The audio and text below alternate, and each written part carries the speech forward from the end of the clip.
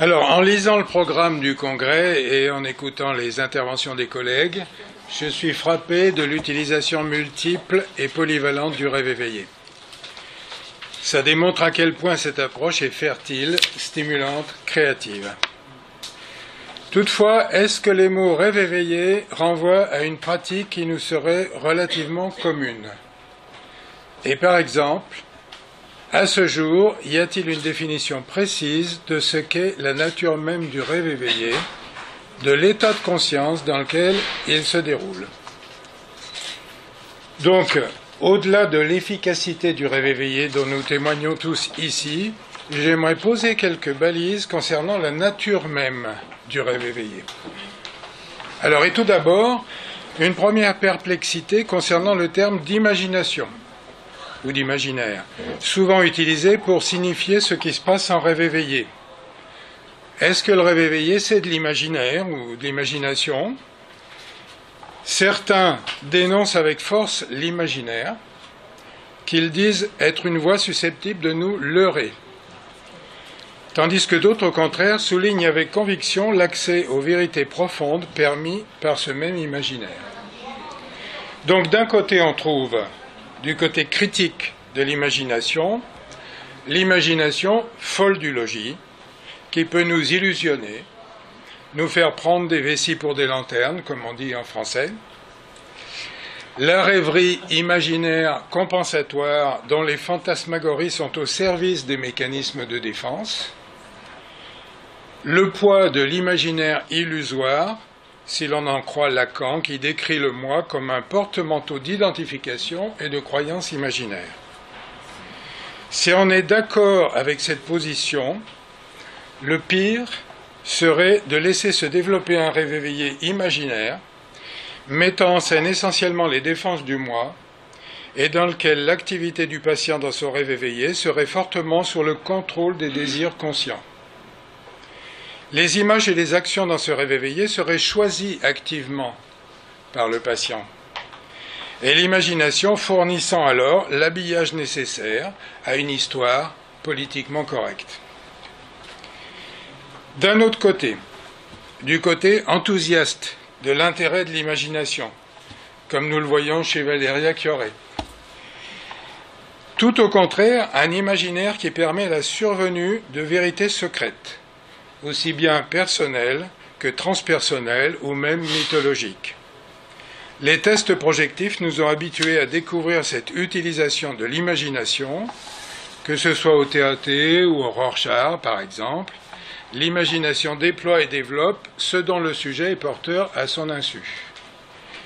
Donc, de ce côté-ci enthousiaste, l'imagination représente tout au contraire une richesse, une possibilité d'accès à la symbolisation.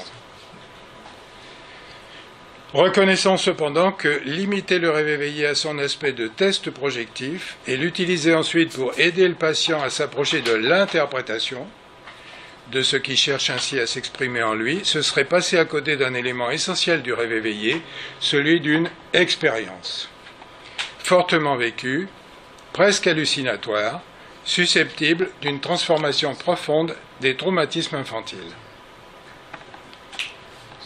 Du coup, nous voici conduits à nous poser en contrepoint de l'imagination la question de l'hallucination.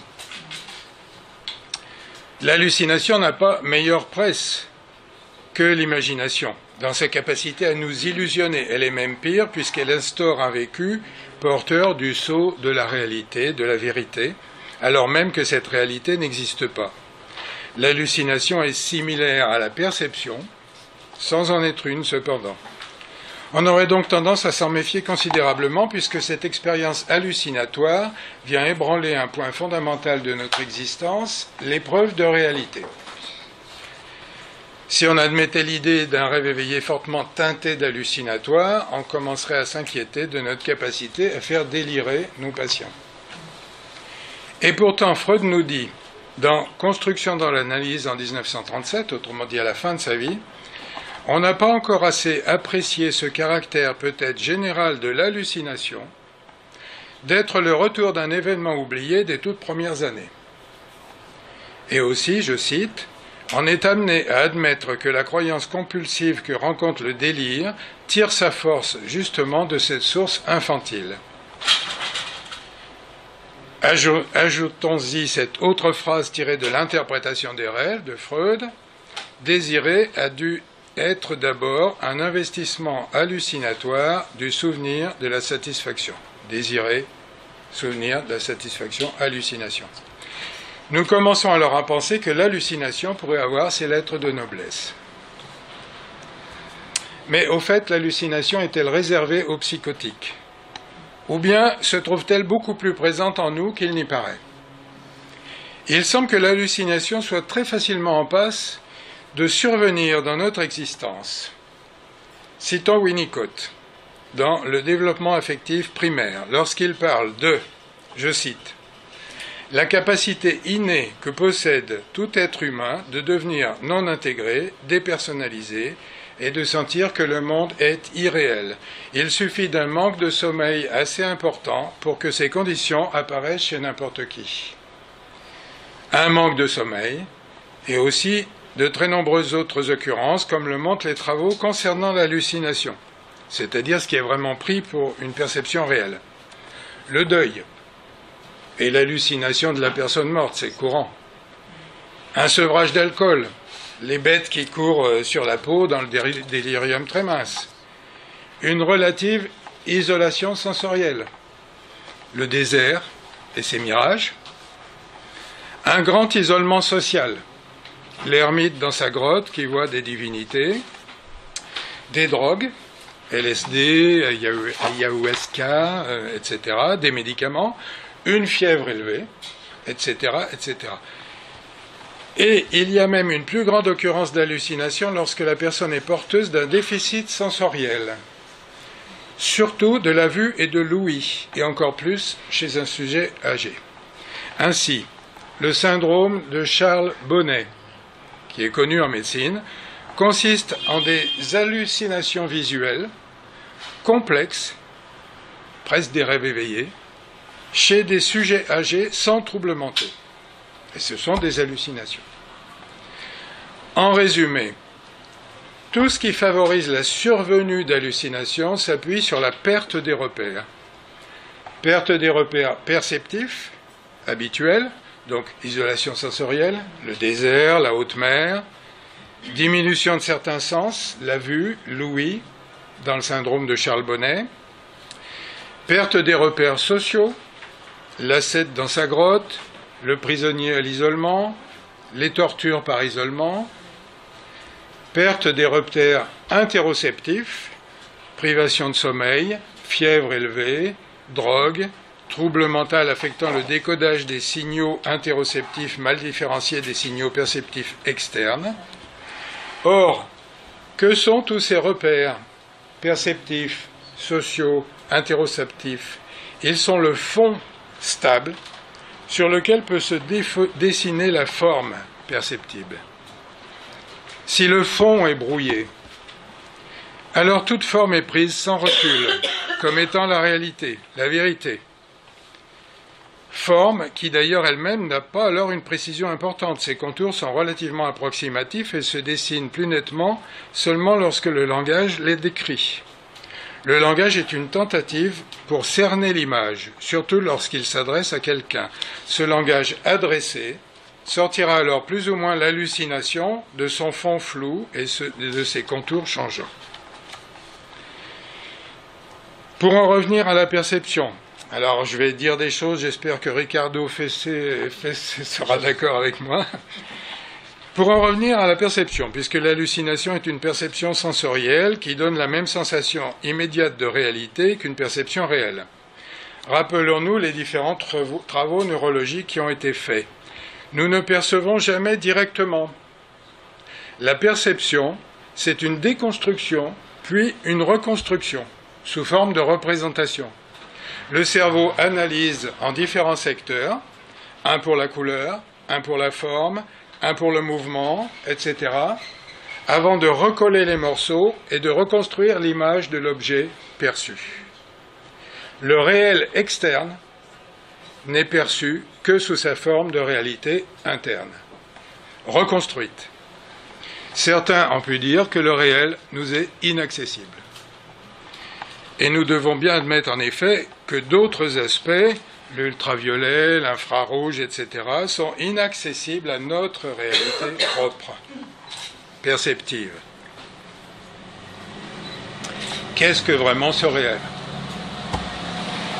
De plus, il est nécessaire que cette image perçue, reconstruite intérieurement, donc à partir des différents morceaux du cerveau qui l'aura construit, trouve sa place dans notre cerveau. Ricardo parlait du contexte. Pour cela, deux conditions sont nécessaires. 1. Le langage qui lui donnera une forme définitive à cette perception qui est devenue une représentation. Et 2. L'autorisation donnée par l'autre, par le contexte, par l'environnement. Le langage. Les Inuits voient, perçoivent de très nombreux types de neige et ont des mots pour les désigner, pour différencier leurs couleurs. Cependant que nous-mêmes, voyant la même neige, nous dirons « elle est blanche ». Et nous serons démunis de la possibilité de percevoir autre chose que ça. Donc le langage nous a pas permis de voir autre chose que ça. Et d'autre part, la place du contexte, la place de l'autre. Si la perception n'est pas autorisée ou même n'est pas pensable, alors, bien que le cerveau ait reçu tous les éléments nécessaires, nous ne verrons pas, nous ne percevrons pas. C'est ce qu'on appelle l'hallucination négative, qui fait disparaître le perçu. Le perçu est non représenté et il n'a pas de lieu d'accueil pour trouver sa place. Et il constitue alors un objet non digéré. Pensons à la cécité hystérique, ou bien, pour ceux qui connaissent, au phénomène du gorille qui traverse la scène sans qu'on l'ait vu. Peut-être certains d'entre vous connaissez cette expérience. Ou plus généralement, les exemples psychopathologiques de non-perception d'un objet ou d'une personne qui est devant soi, quoi. Ainsi, y a-t-il en nous d'un côté une perception objective qui nous amènera à une représentation interne sur laquelle nous enclencherons notre pensée et notre imaginaire, et d'un autre côté un risque perpétuel d'hallucination dès lors que les repères ne sont pas donnés clairement. Guy Lavallée, un psychanalyste français spécialiste des médiations thérapeutiques. Le rêve éveillé est une médiation, n'est-ce pas ?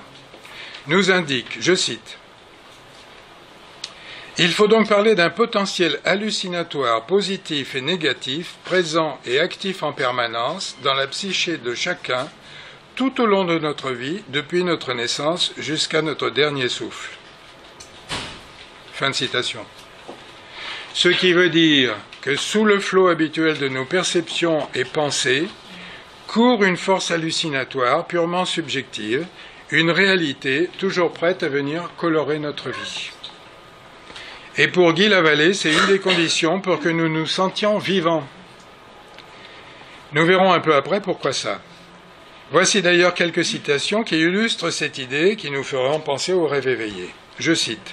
« La vivance, la vivacité de la représentation n'est pas seulement assurée par le quantum d'affect, c'est la charge hallucinatoire de la représentation ou de la perception qui va en assurer le degré de vivance, de vivacité, j'allais dire de vérité subjective, en tout cas de conviction. » Fin de citation.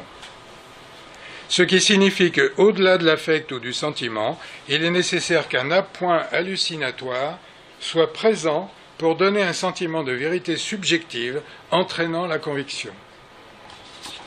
Il complète par, je cite, « Une certaine quantité d'hallucinatoire doit venir s'ajouter à la liaison préconsciente pour que nos pensées latentes surgissent, et il souligne ce mot, surgissent, vivantes. » Je pense que ce soulignement de sa part sur le fait que les pensées latentes surgissent rejoint le fait que l'hallucination suppose une passivité. Les images, les scènes s'imposent, sans être choisies volontairement. Suivons-le dans sa pensée et essayons de comprendre pourquoi il écrit, je cite, « L'affect d'espoir est généré par une matrice énergétique d'essence hallucinatoire et acquiert une relative indépendance vis-à-vis des investissements actuels de notre vie. » Je ne sais pas si vous voyez ce que ça veut dire. Une matrice énergétique d'essence hallucinatoire qui génère l'espoir et que ceci soit, quel que soit l'état actuel de notre vie. Il y a de quoi s'interroger sur cette matrice hallucinatoire qui génère l'espoir. Sans doute, pour comprendre ceci, devons-nous en revenir à la construction même de la représentation, de l'hallucination, de l'imagination, des fantasmes, du désir. Rappelons-nous les étapes en les schématisant et les articulant les unes aux autres. D'abord, la croyance du bébé en la fusion parfaite avec un monde trouvé créé. Pour la vallée et bien d'autres, il s'agit là d'un état de satisfaction primaire associé au noyau de l'être. Deuxièmement, durant cette période, l'expérience de plaisir et de satisfaction, qui sont deux choses différentes, la satisfaction supposant l'introjection d'une bonne mère, indépendamment du plaisir. Troisièmement, le désir, sous forme d'investissement hallucinatoire du souvenir de la satisfaction, confère la citation de Freud que je vous ai faite tout à l'heure. Désirer a dû être d'abord un investissement hallucinatoire du souvenir de la satisfaction. Cette hallucination du sein, source de plaisir et de satisfaction, se voit dans la motricité de l'enfant, dans sa manière de suçoter ses lèvres, par exemple. Le corps est mobilisé par la pulsion et par l'hallucination. L'espoir est là, ainsi que la joie hallucinatoire et la mise en mouvement pulsionnelle, sensorimotrice, affective, qui permet une proto-représentation du sein. Ici, je pourrais citer ce qu'écrit René Roussillon en 1991. Grâce à la perception, la matière psychique prend forme. Grâce à l'hallucination, la matière psychique prend vie. Et grâce à la motricité, elle deviendra transformable. Mais comme le sein, cinquièmement, n'est pas à la disposition et que l'hallucination n'amène pas la satisfaction, la frustration conduit à découvrir progressivement l'objet externe. La série d'expériences successives sera donc hallucination du souvenir de la satisfaction, frustration, parce que l'hallucination ne comble pas, perception extéroceptive du sein tant attendu, satisfaction par ce sein perçu à l'extérieur et représentation de ce sein. Cette représentation sera progressivement intériorisée au fil des expériences. Le passage par l'extérieur va renforcer et donner des contours aux représentations internes. Et à ce moment-là, la subjectivation s'installe par le jeu entre les représentations. Imagination, fantasme, représentation deviennent le support des pulsions et se relient ainsi aux affects. La symbolisation peut s'installer avec des morceaux séparés. La symbolisation secondaire avec le langage mettra tout ce monde intérieur sous l'emprise du moi. Bon, pour résumer, l'hallucinatoire se trouve être le support le plus vivant, le plus vivace, le plus primaire, relié aux sources mêmes du désir. Et c'est secondairement que s'installeront la représentation, puis l'imagination, le fantasme, la symbolisation, le langage. La primauté de la représentation de choses est en rapport avec la primauté du principe de plaisir et de l'expérience de satisfaction. Ceci explique pourquoi Guy Lavallée écrit, je cite, « L'espoir, c'est l'espoir des retrouvailles hallucinatoires avec l'objet perdu de la satisfaction, le paradis terrestre. » À noter qu'il écrit l'espoir avec un grand E majuscule, et il situe donc là ce qu'il appelle notre matrice énergétique. En somme, l'hallucination est à la fois une source énergétique capitale profondément installée en nous pour notre vie durant, et à la fois le danger de retrouver un monde sans frontières, sans limites, sans contours, affolant au sens propre du terme. Comment faire avec ce dilemme ? Puisque c'est à la fois notre source énergétique profonde et à la fois ce qui risque de nous rendre fous puisqu'on perd les repères. Comment faire avec ce dilemme sera notre question vitale.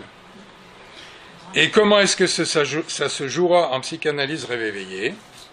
Eh bien, il s'agit d'aller retrouver ce noyau fondamental, cette matrice de l'être, sans perdre la tête. Nicole Fabre écrit, et vous le disiez encore ce matin, « Ce renouement avec le soi est fondamental dans la cure.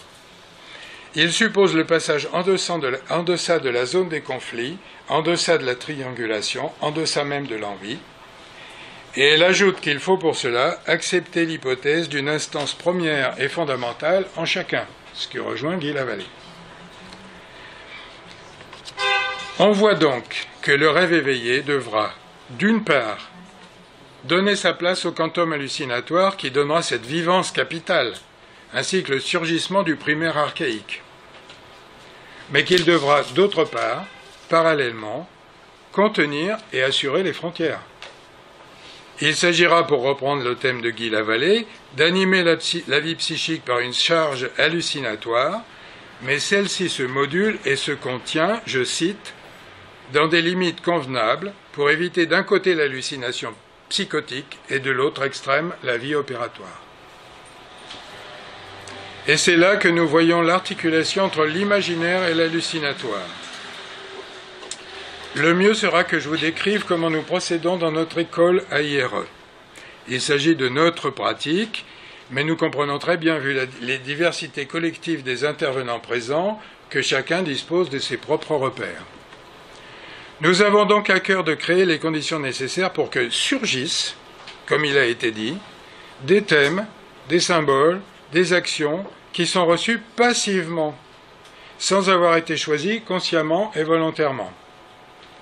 Mais que ce surgissement passif soit encadré et puisse coexister avec une activité issue de l'imaginaire et du langage adressé au thérapeute.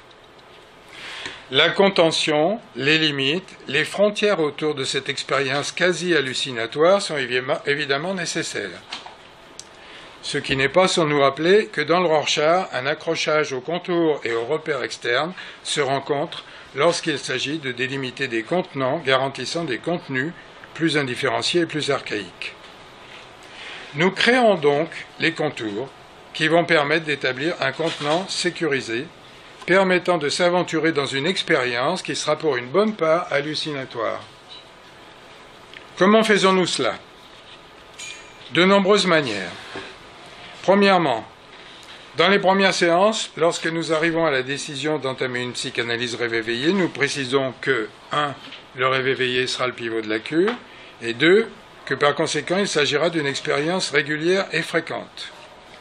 Nous ne précisons pas le rythme d'émergence de cette expérience, mais nous pensons entre nous qu'en moyenne, il y a un rêve éveillé toutes les 3 séances, sans que ça devienne une obsessionnalité, évidemment. 2. Une fois le rêve éveillé situé ainsi, nous proposons explicitement aux patients la possibilité de faire des rêves éveillés, Du moins le proposons-nous durant toute une première partie de la cure, jusqu'à ce que la personne se soit approprié ce type d'expérience. Cette proposition est clairement celle d'un rêve éveillé. Voulez-vous que nous voyions ce que va dire le rêve éveillé?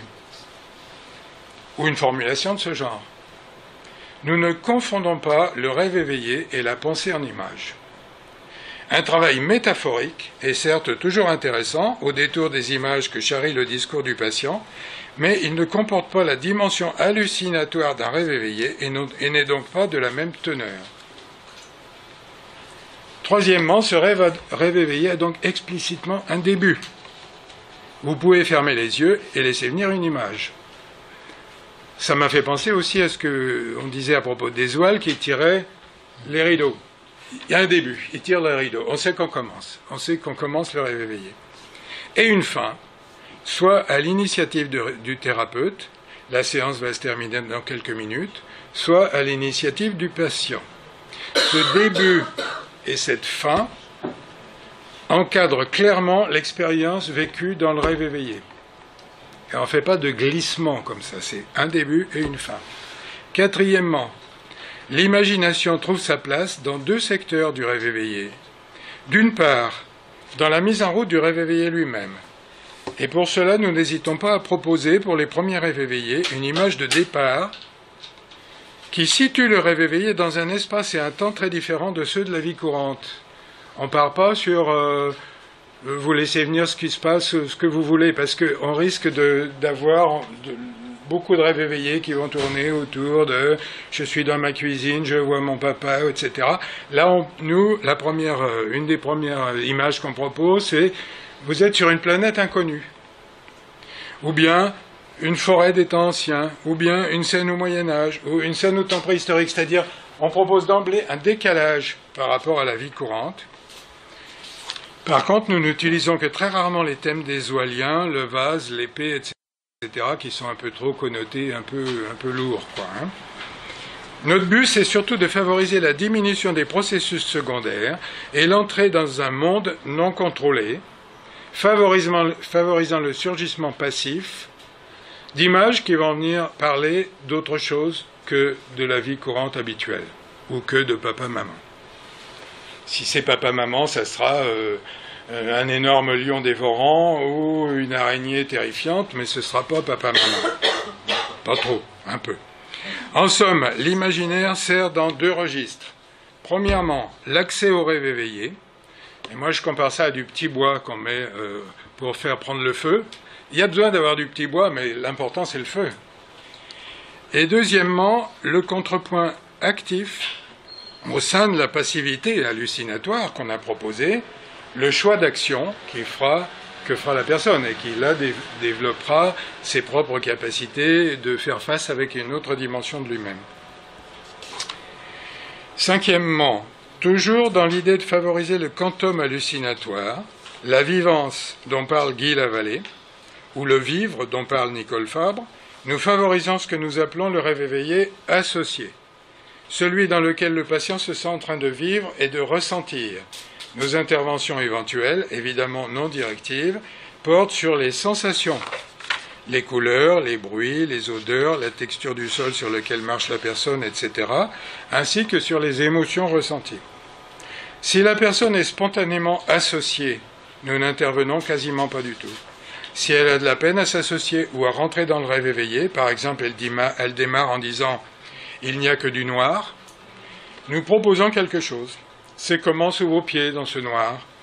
Ou bien est-ce qu'il y a quelque chose que vous pouvez toucher autour de vous, ou sentir, ou entendre, etc., etc. J'ai bientôt fini, Alberto. Mais certains vont nous dire, il y a des patients qui n'arrivent pas à faire du rêve éveillé. Face à ce qu'on pourrait donc appeler la résistance au rêve éveillé, nous travaillons de trois façons.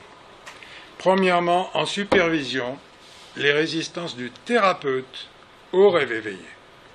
Beaucoup moins rares qu'on ne le pense, et rationalisées de différentes manières. Ça manque pas. Elles sont souvent liées au pôle transférentiel que représente le rêve éveillé, qui est une sorte de troisième pôle dans la cure, et qui peut être source de transfert ou de la part de l'analyste sur ce pôle, et de transfert négatif éventuellement. Donc en supervision, les résistances du thérapeute au rêve éveillé. Deuxièmement, avec les patients, durant les séances en dehors des rêves éveillés, l'exploration des difficultés qu'ils rencontrent et de leurs origines. Et troisièmement, avec le patient lors du rêve éveillé lui-même, en centrant, comme je viens de le dire, sur l'imaginaire des sensations, afin de favoriser une expérience associée. Expérience associée, c'est un autre nom pour dire hallucinatoire, c'est-à-dire je suis dedans. Ces trois points d'appui font que presque tous nos patients expérimentent et vivent ce rêve éveillé, même des cas lourds, qui mêlent la passivité réceptive hallucinatoire et l'activité imaginaire, permettant au moins de vivre les actions nécessaires à la transformation de ces vécus traumatiques qui émergent ici.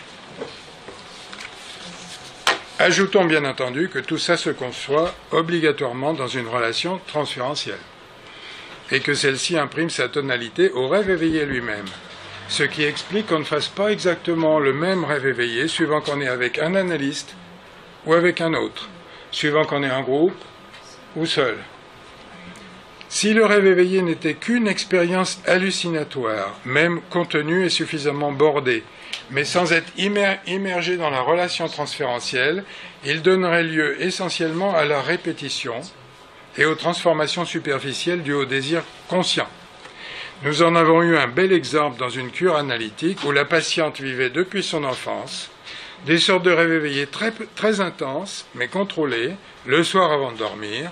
Elle s'était créé tout un monde, une famille, etc., qui avait fini par l'empêcher de vivre, parce que ça devenait véritablement un deuxième monde, Et en fait, c'est même ce qui l'a conduite à consulter, parce qu'elle n'arrivait plus à vivre avec ses rêves éveillés qui l'envahissaient toute seule. Ces rêves éveillés, une fois effectués en séance, donc avec quelqu'un d'autre, ont été assez rapidement laissé la place à des transformations qui n'avaient jamais été possibles en dehors de cette relation analytique. La patiente était passée de seule avec ses rêves éveillés à seule en présence, comme l'a expliqué Winnicott. Conclusion. Pour conclure, je dirais que bien évidemment, tout un travail analytique se fait ensuite dans les séances sans rêve éveillé. Et d'ailleurs, un travail analytique essentiellement à base de travail métaphorique et d'interprétation métaphorique. Mais ceci a déjà été largement exploré et théorisé. Ce qui m'importait ici, aujourd'hui, maintenant, c'était de réfléchir avec vous sur la nature même, la texture particulière d'un vrai rêve éveillé, celui qui mélange passivité hallucinatoire et activité imaginaire. En résumé, un rêve éveillé se caractérise par l'intensité du vivre, pour reprendre un des 3 V de Nicole Fabre. Et il ne se résume pas à la présence d'images, ou même d'un scénario. Voir et verbaliser, les 2 autres V ne suffisent pas. Cette intensité du vivre suppose de laisser place au courant hallucinatoire dont nous sommes porteurs. Le quantum hallucinatoire va bien plus loin que la simple présence de l'affect ou du sentiment. Pour oser se permettre l'entrée dans cet hallucinatoire, le patient devra sentir que cette expérience est limitée et contrôlée. Sinon, il n'y rentrera pas. Et ce seront alors ses supposées résistances. Limitée, dans un temps qui a un début et une fin clairement établis. Contrôlée, par la présence du lien avec le thérapeute, manifesté par le langage à lui adressé. Langage qui lui-même donne des contours au vécu hallucinatoire et qui introduit la possibilité d'un jeu actif du sujet au cœur même de son vécu hallucinatoire. Nous retrouvons là le thème bien ancien, puisque ça date du bouquin Le rêve éveillé dirigé l'inconscient, de Jacques Levine et des 2 jeux. Ce mixte d'imagination symbolique, issu d'un moi conscient, et d'hallucination, issu des sources mêmes de notre être, permettra que cette expérience rêve éveillé ne se réduise pas à sa dimension projective. Il s'agit d'un vécu qui devient un revécu, transformatif et restaurateur du fait de l'association entre ces 2 jeux, ces 2 instances, sous l'égide du lien avec l'analyste. En ce sens, l'expérience du rêve éveillé peut donner lieu à des évolutions et des changements profonds avant même toute interprétation, sous réserve que l'analyste, lui-même présent dans le rêve éveillé du patient à travers quelques symboles, on a tous des exemples où on voit une des images, un des symboles qui est en fait la représentation de l'analyste dans le rêve éveillé. Donc, sous réserve que l'analyste lui-même présent dans le rêve éveillé du patient à travers quelques symboles, travaille intérieurement à donner du sens à ce qui se joue et se rejoue. Voilà.